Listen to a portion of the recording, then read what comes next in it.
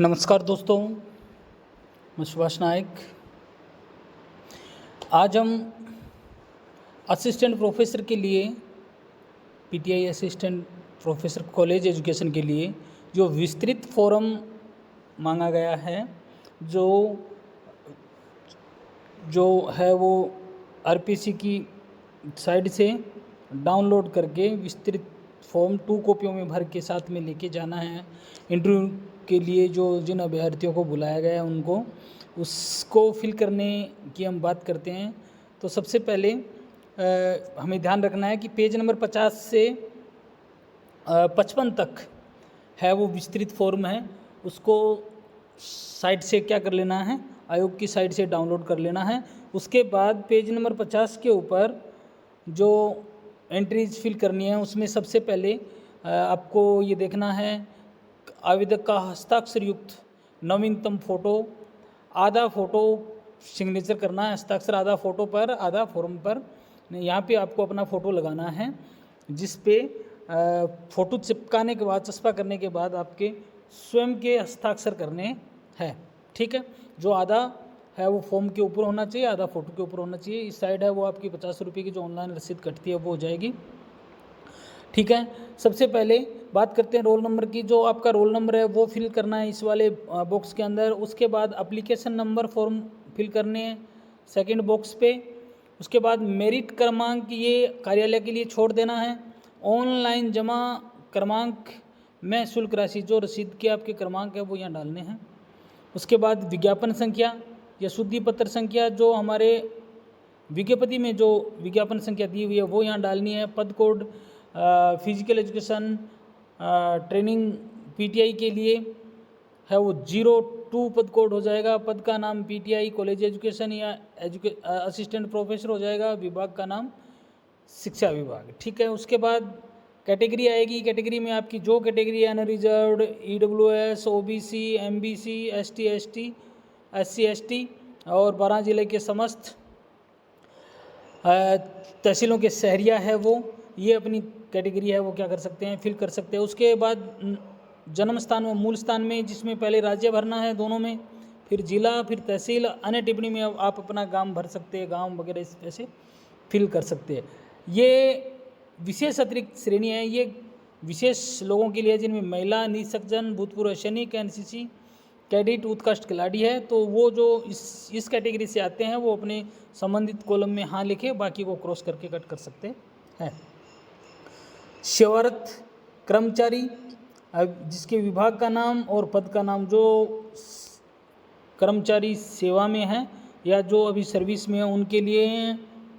जो राज्य कर्मचारी है या अराजपत्रित है या फिर मंत्रालय कर्मचारी है या पंचायती राज है या विभागीय कर्मचारी है, यहाँ पे उसको फिल करना है। उसके बाद आवेदक का पूरा नाम, यहाँ पे नाम अपना हिंदी में फुल नाम लिखना है। उसके बाद अंग्रेजी के ब्लॉक लेटर में नाम अपने लिखना है। उसके बाद पिता का हिंदी में नाम और अंग्रेजी के ब्लॉक लेटर्स में नाम, माता का नाम और इंग्लिश में नाम। उसके बाद आपकी जन्म तिथि, अर्थात आवेदक की जन्म तिथि विज्ञप्ति में निर्धारित तिथि को आयु, वर्ष, माह और दिन में लिखनी है। नागरिकता, इसमें भारतीय नागरिकता लिखनी है।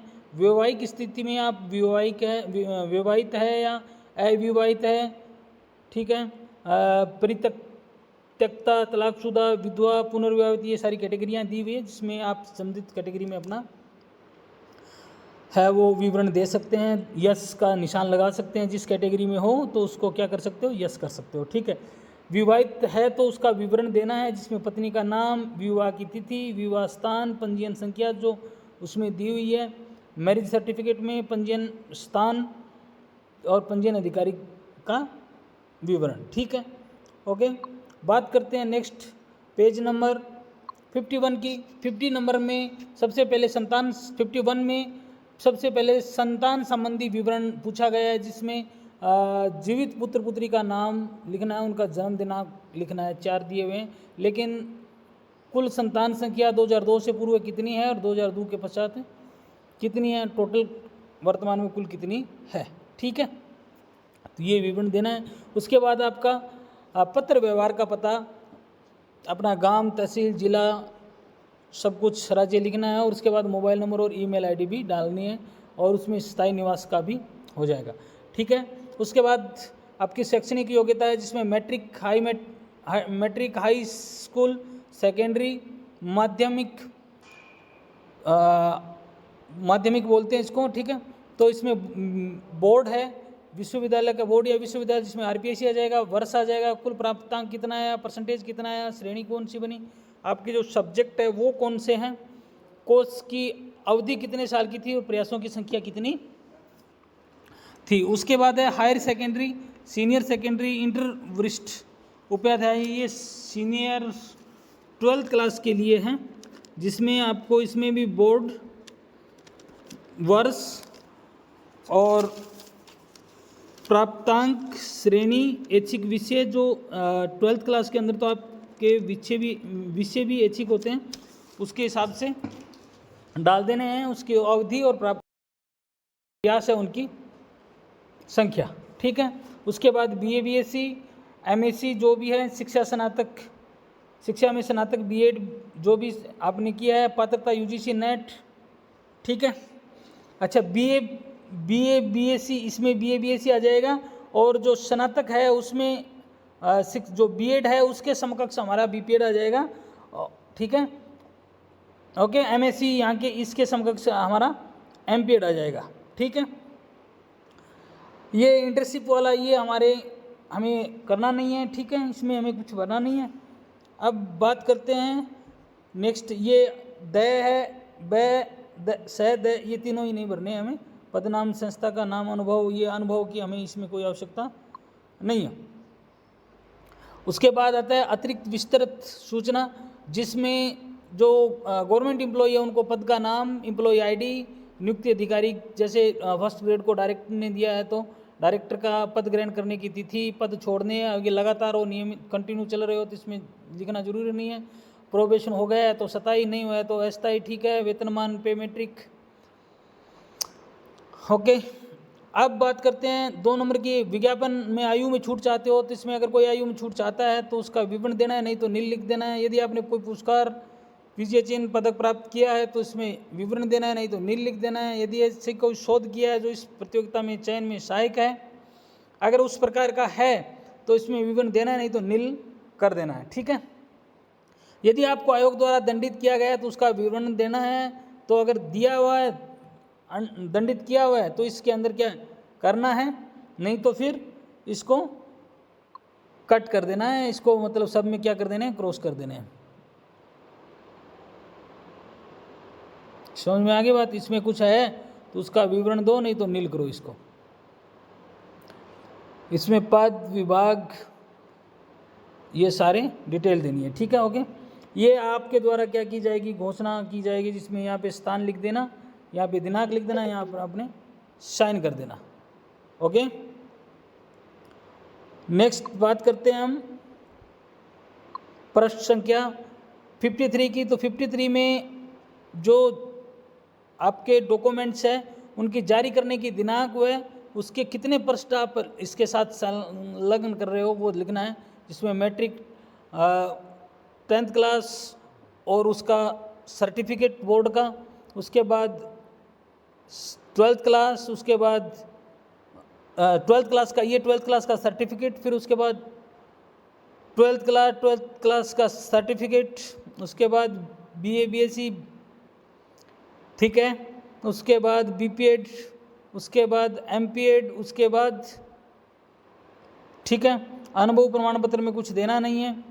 अन्य कोई जानकारी एमपीएड नेट यूजीसी की देनी है तो इसमें से लिख के आप यहाँ दे सकते हैं। ये कार्यालय के लिए ये हमें नहीं करना है। ठीक है, ये कार्यालय के लिए यूज के लिए कार्यालय टिप्पणी है।